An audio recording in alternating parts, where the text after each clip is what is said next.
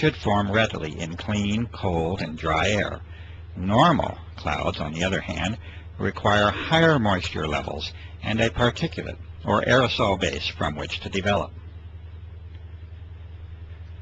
The radical transformation of our sky as a direct result of aircraft activity now forces us to address an entirely new set of conditions. Aircraft are now repeatedly dispersing materials into the upper atmosphere at flight altitude, roughly from 35,000 to 40,000 feet. These materials expand rather than evaporate, and they usually transform into an unsightful haze that over the recent years has decreased our general visibility down to ground levels. One of the remarkable facts is that this commonly now occurs at very low levels of relative humidity, on the order of 30 to 40%, instead of the 70% or greater that is associated with cloud formation. And so we know now that these are not clouds in any conventional sense. They are indeed a unique and artificial creation that now crosses new thresholds in the atmospheric and geophysical sciences. There is one way that such a transformation can be made, and that is with the introduction of vast quantities of an extremely small, water-loving metallic salt at flight altitude. This transformation cannot be achieved with water vapor alone, and the emissions under examination are indeed not water vapor. They are solid, and they are well entrenched into your air supply. These important conclusions are at the very heart of the aerosol operations that are being disclosed here. These changes in the very atmosphere that we breathe have a fundamental impact upon the life of this planet, and these aerosol operations have many potential applications that reduce the sanctity of that life. These operations are being conducted. They are being conducted without your participation or your informed consent. They are affecting your life, the lives of those you know and love, and the very life of the planet itself.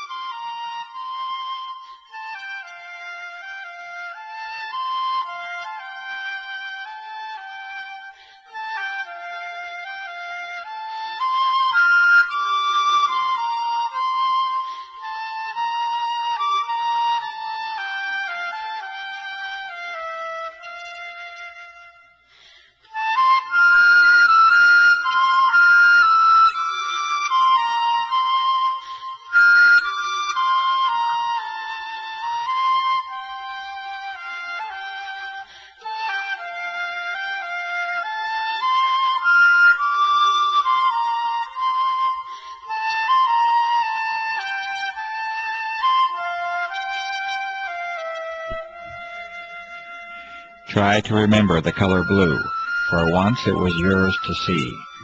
The blue sky is your birthright and a source for joy, and it remains at the very core of our existence. There are factual reasons for the blue color of the sky, which can certainly be traced to the cleanliness and clarity of the air that you breathe. But please do not lose the wonder of the sky itself, the magic and emotions that you have once shared with the earth in all of its glory. These are more than facts, reasons, and observations. They are the experiences and memories of life itself.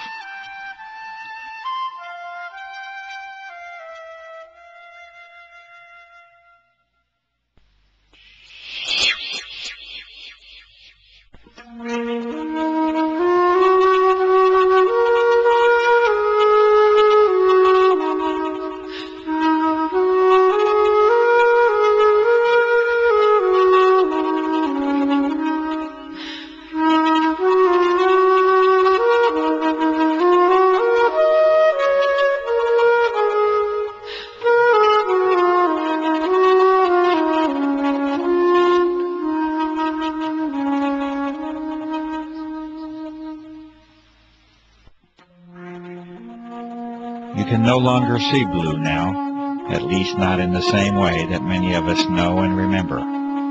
Your horizon has largely turned to white, and there is a very good reason that this is so. These fine, solid materials, or aerosols, are now in your way, and you will see clearly no more. The source and origin of these aerosols is now abundantly clear, and the aircraft operations have now made their mark upon this planet. It is a mark that you must now live with, and that you must now breathe, and that you must bear the consequences of.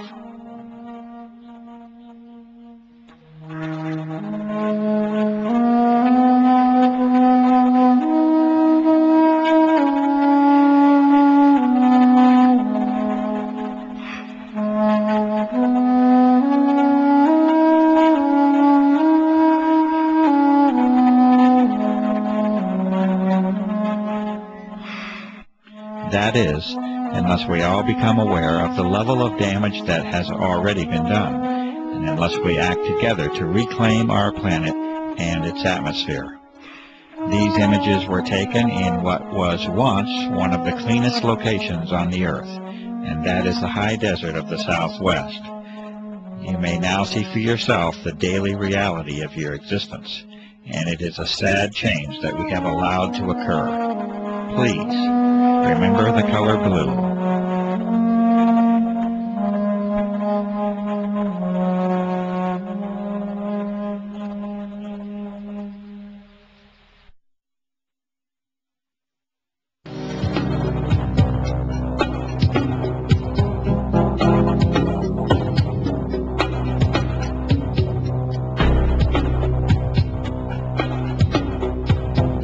In the early part of 1999, a website under the name of www.carnicom.com was created to call attention to the unusual events and effects surrounding aircraft activity over the southwestern desert skies of the United States.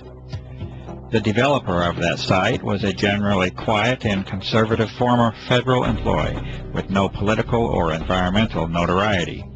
Within a matter of days, it was apparent that this site was immediately drawing attention from a broad host of high-level government and military agencies, defense contractors, research organizations, chemical and pharmaceutical companies, and health organizations. This interest was documented on this same site for a period of several months, by which time an obvious pattern of monitoring the developing research was apparent. Over the next few years, a glaring disparity had evolved. On one hand, a high level of monitoring of documentation, sampling methods, research, analysis, and disclosure efforts was now documented. On the other, a campaign of continuous dismissal of the significance of the issue and a refusal to investigate was conducted by those very same visitors. You are now seeing a small sample of these frequent visitors and monitoring agencies and companies, such as the Pentagon, multiple Air Force bases, the United States Senate, aircraft manufacturers, pharmaceutical and drug companies, national security, intelligence and emergency agencies, weapon and defense system contractors, research organizations, and the media. The United States Air Force is now on public record as declaring that the entire subject of this documentary is a hoax. This assertion was first made by Lieutenant Colonel Michael K. Gibson in August of 2000, when he stated that, quote, "The chemtrail hoax has been investigated and refuted by many established and accredited universities, scientific organizations, and major media publications," end quote. This assertion was later escalated when Colonel Walter M. Washabaugh in 2001 repeated verbatim the previous declaration. Colonel Washabaugh also did not opt to provide the detailed list of the refuting parties. Charles H. Taylor, North Carolina, from the House of Representatives, has stated in March of 2000, in a response to constituent concern, that he has been, quote, "informed by the Air Force that these chemtrails are nothing more than ordinary contrails," unquote.